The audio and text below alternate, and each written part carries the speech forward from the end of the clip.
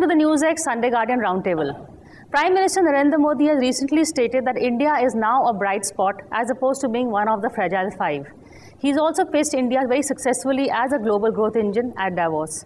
Keeping this in mind, we're also going to be taking a look at the coming budget. This will probably be the Modi government's last full budget and also the first budget before the GST. What should the government then be looking for? What should it be a populist budget? These are the questions that we are going to be trying and answer on this roundtable. Joining me on the roundtable is Dr. Abhishek Manu Singhvi, Congress National Spokesperson and Rajya Sabha Leader. We have Panda, Lok Sabha MP and BJD Leader. We have Rajeev Chandrasekhar, Rajya Sabha MP and also member of the NDA. And Naresh Gujral, Leader from the Shiromani Akali Dal and Rajya Sabha MP. Dr. Singhvi, Prime Minister Modi has also recently stated things like he's saying, instead of conventional wisdom saying it's a populist budget, he's saying if you look at my growth model, the Gujarat model, I don't really give in to sops and freebies. So what are we expecting from the budget? Well, astrology in this regard is always dangerous, and I think there was just a very passing reference. I saw the interview. I don't think he was giving any indication of what's going to happen in the budget. So I think that's a very fleeting glimpse. I think it's a good thing if he avoids rank populism. But some things which require to promote certain things, which I don't think is populism, are required. Take, for example, the two big bugbears of this, agriculture and jobs. Correct. Now, if you need to do some things to push them, promote them, for example, Keynesian economics of some kinds of spending to promote jobs, agriculture, some kind of waivers or support or let's say exemption of implements. I've got all the details. They're very, very distressing as far as agriculture is concerned, and jobs are just some kind of a promise in the air. For these two things, if you take concrete steps, which I'm sure we'll discuss later on, I wouldn't call it populism. I'd call it necessity. I'd call it, but it has to be targeted, it has to be calibrated, but it should be done. Jay, your take on what should the finance minister be focusing on? Well, first of all, I think some of the toughest decisions have already been taken in the last 15 months with both the demonetization as well as GST. You had a rough patch, which many doomsayers were saying would last for years, but the really professional assessors like Moody's and Standard & Poor's said would last 2 quarters, which has turned out to be true. You've seen the dip in the GDP growth rate and then the eventual turnaround. So you've already seen the turnaround in GDP growth rates going up in the last quarter. When the e-way bill system kicks in, the GST will be even more efficient. It so far only has incentives, but the tracking mechanisms to ensure that trade and commerce is inside the GST net will be much more effective. But the single biggest challenge that this government or any government anywhere in the world faces today is jobs. Yes. And no amount of Keynesian spending is going to take care of the jobs problem because the nature of the global economies, including India's, has changed. We've discussed it here before on your show with automation, with machine learning, with artificial intelligence. The same growth rates are no longer creating the same kind of jobs, the same kind of expenditure also. Even if more factories are set up, more infrastructure is built, will still create less jobs compared to the same growth rates in the past. So I have been advocating for 2 years a universal basic income.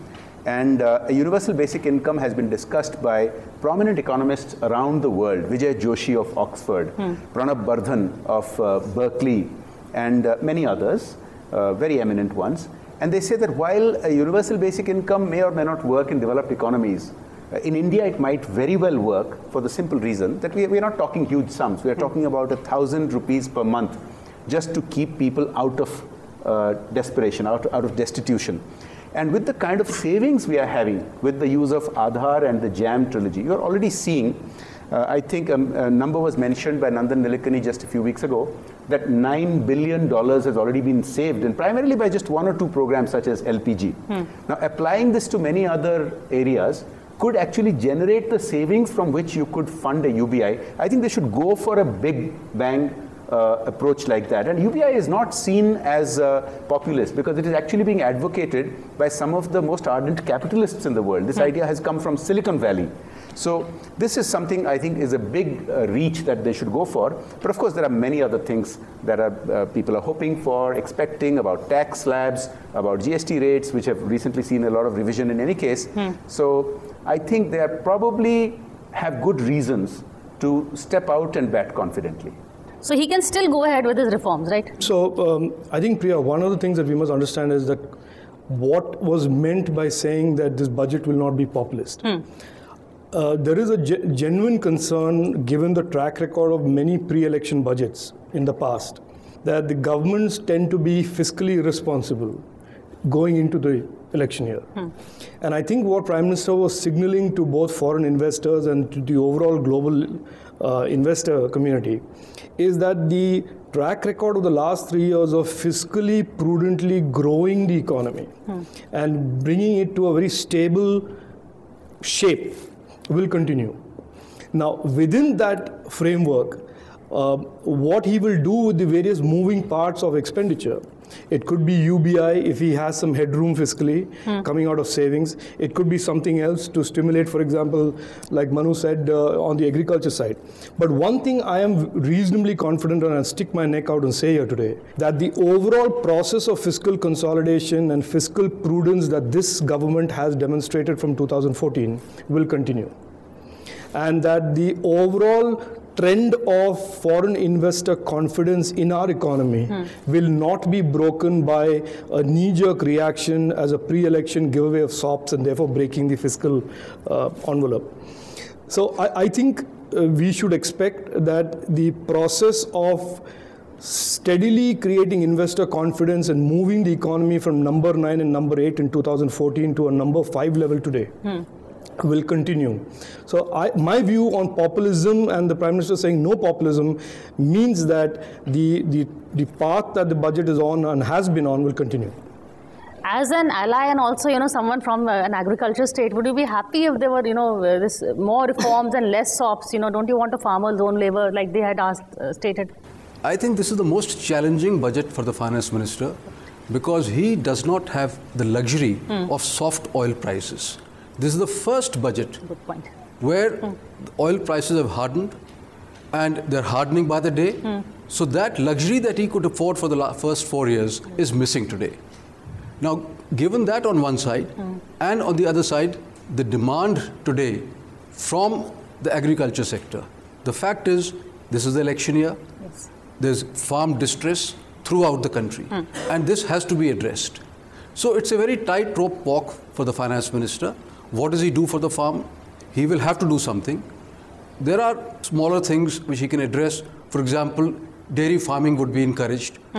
Food processing should be encouraged, which is not very difficult to do. But yes, some money has to be earmarked for the farm and second for job creation. Now, the fact of the matter is, today if you look at all the labor-oriented export industry, they're all sick. If you see, garments is the second largest employer in the country, textiles. The garment export went down 8% last month. And because of some of the own policies of the government. Because of GST. Correct.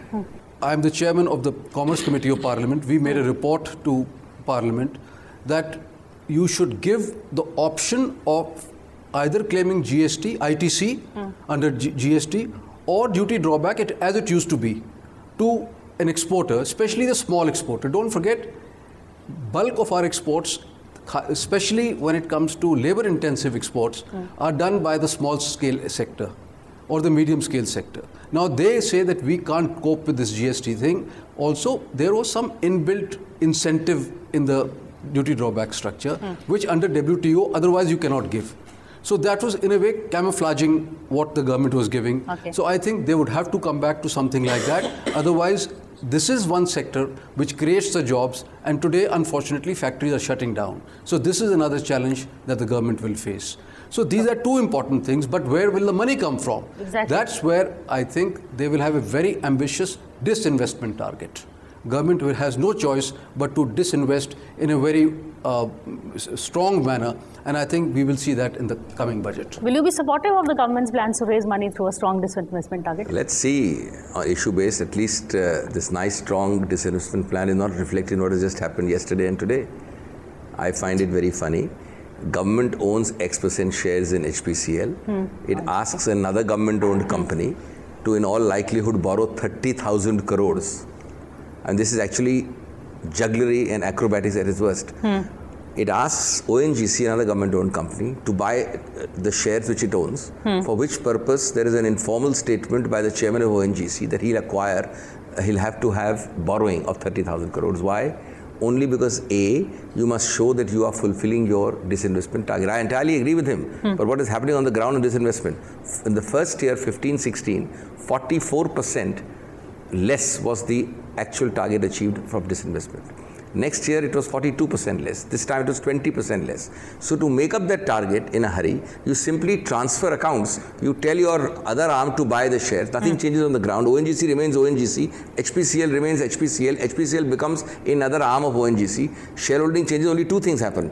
Mr. Modi's government is not seen as borrowing on the balance sheet. ONGC is borrowing. Secondly, the disinvestment target is met by getting one. This was not the disinvestment intended. It was to unlock value in the hands of him and all the other normal shareholders of the country, to some extent at least. Secondly, I want to make two other points. You see, in agriculture, you have to define populism. I mean, this is also a good idea. I'm not against it, but I don't think time is sufficient to unleash something absolutely, innovative like a UBI.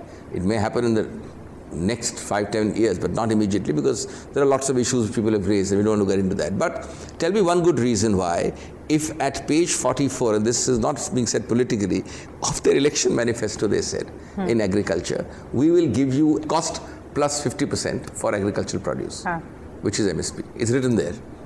Now, that's the Swaminathan recommendation also. You see any of your TV programs the last 2 days, it's very funny. You have, for example, Sarson. They did a very nice program showing. The man who doesn't know anything about it, the average farmer is saying, it cost me 4,000, offering 3,700. I have to sell it through the Aditya at 300,000. Each quintal I sell, I make a net loss of 1,000. He says, give me Swaminathan, which is the cost price, whatever cost price you make an average of, plus 50%. Now tell me one good reason why you should not do this. You can call it populism. I don't. I mean, the amount of distress in farm, I have the figures here, our agricultural exports have declined steeply. The growth rate, I've got the figures for Rao regime, Vajpayee regime, UPA 1, UPA 2 and Modi regime. The growth rate of agriculture is 2.4% from Rao, Vajpayee regime 2.9, UPA 1 3.8, UPA 2 3.7 and Mr. Modi 1.9. Now if you have agriculture at 1.9, you just cannot avoid distress. Why can't you do these straightforward, simple things? And some of the anomalies of GST. He's talking of GST in the leather. I found that GST, they've had this when the budget, when the GST came, we discussed this partly. Fertilizers, 5%. Tractors at 12% and other tractors and tires and implements at 28%. And still there is no rationalization. There's still no rationalization. It is all brought. So there is an anomaly there. Correct. So I think these are things which she has to address, because the core, jobs is number 2, agriculture is number 1. Both these issues, by whatever means, you have to have an absolute blitzkrieg on it. Yeah, but Jay, you're very good at redefining things and definitions. So how would you say, what would be populism? Aren't these essentials rather than populism? First, on the divestment issue, the disinvestment issue, fortunately, the government doesn't have other airlines to buy over Air India. Yes, and, that is also on the cards. And so I think that, I have written about this also. I think the Air India divestment is very symbolic, because it had some kind of taboo about it for many decades, that every time the subject even came up, people had to back down. Now a process is in place where Air India divestment is quite likely to happen. Now, why they're doing that for HPCL and ONGC, I don't think is a divestment purpose. It may be some other purpose of consolidation or something else. But an important aspect of divestment is when it is done professionally and transparently. In the past, you've sometimes had stake sales which were negotiated, and that created a lot of resistance. When it's done in a transparent bid manner, the manner in which you've had bidding in coal and other sectors in the last few years, I think there will be less resistance to that. So I'm hopeful on that front. Now, when it comes to populism, yes, agriculture requires some kind of help. Now, the thing is, raising MSP is the same old drug that we have applied for decades. And while it gives an immediate alleviation, and it may be called for, there are demands for it everywhere, including from Odisha, from my party and other parties, it doesn't actually solve the problem. The problem is that our agriculture is inefficient. Our holdings are too small. Our output per hectare is among the lowest in the world. We need to address those issues. We need to get farmers to move to more value-added products, away from grains into more vegetables. We need to invest in cold storage. For that, many other things are required. So I see this as a twofold problem. I think maybe some temporary interim measure may have to be done. perhaps an MSP rise. But that then brings into question the fiscal discipline that Naresh was talking about. But this government has shown the stomach for making fundamental structural changes. We've talked about GST, we've talked about some other aspects. I think structural fundamental changes in agriculture haven't yet been attempted. I think perhaps a two-pronged approach, some temporary alleviation perhaps on the MSP front, and perhaps some other structural resetting, which will enable farming to be more productive, which is not a short-term thing. It's a medium-term thing at least. Investment in irrigation, investment in rural electricity. So more. Okay, so we've identified agriculture as one sector that he needs to focus on. We're going to take a short break and come back and see what else the Prime Minister can do to make his budget not just good economics, but also good politics. So stay with us.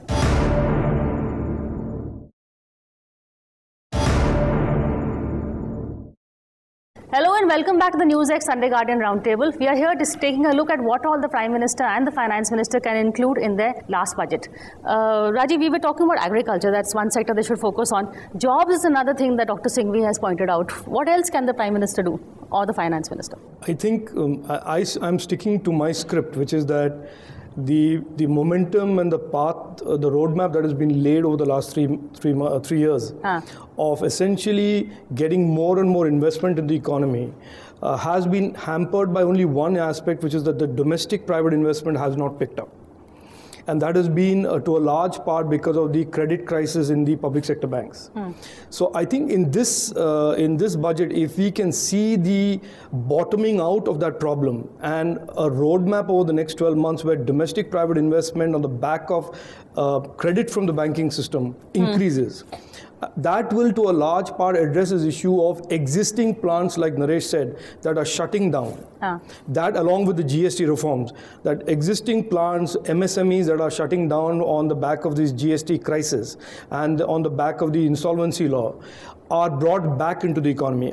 I think that is a very important piece if the government can do as part of this budget, because that talks about a large number of employees and labor that are being employed by the small and medium industry. So I'm hoping that the domestic banking issue, which has been unresolved for the last 3 years, starts getting resolved in this budget. Yeah, the medium and small industries, the sector, even the middle class is feeling that so far this government hasn't done enough for them. So isn't this the sector that the government needs to focus more on? First of all, you must let me speak for half a minute on the agriculture issue. Okay. I totally agree with him that MSP has to be raised and we must follow the Swaminathan formula. After all, that was a commitment that we made. At page 44 is the specific commitment by the government. That was a commitment that we made. Right. And we have a very funny system. We do not give the farmer adequate MSP and then we write off loans. If you gave a good MSP, there would be no need to write off loans. Good point, yeah. So this is something that my party feels very strongly about, and do hope the successive governments, including 10 years of Dr. Manmohan Singh, Swaminathan formula is an old formula, it's nothing new. They also did not follow that because there is this fear that this will create inflation. Now, inflation for who? You are worried about the 35% people who live in cities or urban population. 65% is rural. Right. Now you want to starve 65% because you say we don't want to hurt the 35% because that is our core vote bank. So that is one issue that this government must tackle. Coming to your question, GST has also created a very big problem. The inverted duty structure means that today for anybody who was making in India, it is cheaper to import from China at 10% duty. But if you import the components and you do the manufacturing here, you are paying much more. So the result is that factory after factory is now slowing down or shutting down, and they're importing ready-made goods from China. I think you're finding help from unexpected quarters. Let him finish. This is a fact. So but look, I'm sure the government and the finance minister will look at it. So you said what will happen in the budget, and I think this is one issue that he will tackle. Because he needs to tackle this. This is going to create unemployment otherwise. So MSMEs are the largest sector where there's linked to jobs. 40% jobs, 5% otherwise manufacturing, and if I may say so, according to me, the real hit of GST, and I'm not saying GST is our idea, we want it to be done, but the way it's come, the maximum hit is MSMEs. Correct. But certainly for the next 1 year or so, these are the people who need help. And there should be some very, very direct and clear incentives in the next budget about the MSME sector. Because that's a core sector. It solves a lot of problems of job also. And my point about the middle class, would you agree that this government hasn't done enough for the middle class, or is it a class that they're ignoring? Well, I don't know why you would say that. There are many different reaction to the last budget, huh? Well, yes, there are many different aspects of it. You know, this government is getting serious that taxes must be collected, and unfortunately, it's the middle class that has always been penalized, the salaried class who pay the taxes. Who pay the taxes, whereas others used to evade or have exemptions. Now, those are being cracked down on because of GST, because of demonetization. There is a crackdown on the unaccounted part of the economy, which is being forced to come into the ambit. But yes, there are expectations. If you look at the surveys, 69% of the people in corporate financial sectors are expecting a reduction of corporate tax to 25%. Yes. Again, a large number of the middle class respondents that you're talking about, they expect that the income tax slab should be raised. Now, this is something that's been done traditionally. I don't know whether the traditional kind of SOPs, if you will happen, because this government seems to have an out-of-the-box thinking. The thing is, there have been a lot of good developments that have not yet yielded the kind of benefits fully. For example, FDI has gone up dramatically. Investment is happening, but the job creation issue is lagging behind. Is still a challenge. This issue about inverted tax system is not a new thing. It's always existed. You always had components being charged higher than the finished product, which we deliberately put our own economy at a disadvantage to imports. Now, GST has sort of combined the entire issue and made it a countrywide issue for many kind of imports. So now GST was never intended to have 4 slabs and the highest slab be 28%. Simplification is called for. Implementation. Quickly, then I'll get Rajeev. No, I just wanted to make 2 points. One about direct taxes and one about indirect, because I think we can't mix up the two. When you talk of a lot of the rationalization being talked about getting integrated, it's about the indirect tax. In direct tax, you still have a system which is highly skewed, despite all the talk of all governments. A 67% tax comes from 3% taxpayers. Right. Now, under no system is that correct. I told somebody jokingly that if you have 15 crore people in India, you collect 1 lakh tax from them.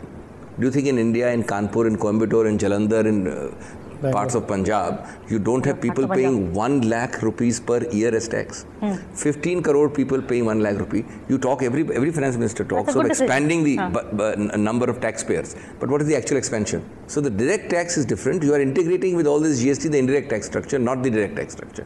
Number 2, on indirect tax, whatever has happened has happened. Now that you're doing so much halla gulla about one nation, one tax, it's time to bring petrol and reality, if not alcohol, under GST. I mean, you can't have another upheaval later on. Might as well do it in this push. And petrol certainly will stop some of this arbitrage. This arbitrage is absolutely, the government is buying at X, selling at Y, and the arbitrage between X and Y is huge. So it's time you put your own discipline by a GST system. Can I just have a 10-second intervention? The indirect tax revolution in the GST is actually going to lead to expansion of the direct tax base because it yields clues to those who have been suppressing income.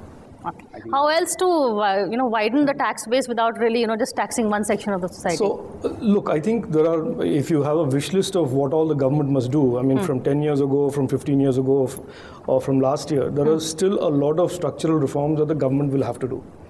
But your discussion today is about what will happen in this budget and what is a roadmap for the next 12 months. Yeah, but taxes, I thought we could. I feel my own view on this is the focus is going to be really to stabilize and streamline GST. I think that is the #1 priority for this government. To fix the MSME issue and therefore impact jobs. That would be a second priority if I was the government. And the third thing is not to disrupt the overall momentum of foreign investment as is and that is developing really nicely, and to ensure fiscal stability going forward. I think these 3 areas that the government focuses on, we will have 2019 and beyond to do all the other reforms. Okay, last word on taxes. Should he reduce taxes or should he? First of all, GST, there is no doubt, is going to be a game changer. But only when there is compliance. And I think that's what calls for out-of-the-box thinking. More out of the box thinking. Yes, I'll tell you how. It's very simple. you want GST to be a success. I think for a while, like the ITC, input tax credit, if the finance minister says that if you as an individual buy something and you get a bill, the tax that you paid, you can set it off against your income taxes. The moment you do that, you will see everybody will demand bills. What you are setting off against your income tax, you are paying much more by way of GST. So eventually it's a win-win for both the consumer and the government. Why not? That's a good note to end on, and well, we're going to see if the finance minister takes some more heed of some of these suggestions, and we're going to come back after the budget and hopefully get all these people back and try and find out what they think of the budget when it comes out. But that's it for now. Thank you for watching this show. We'll see you again same time next week.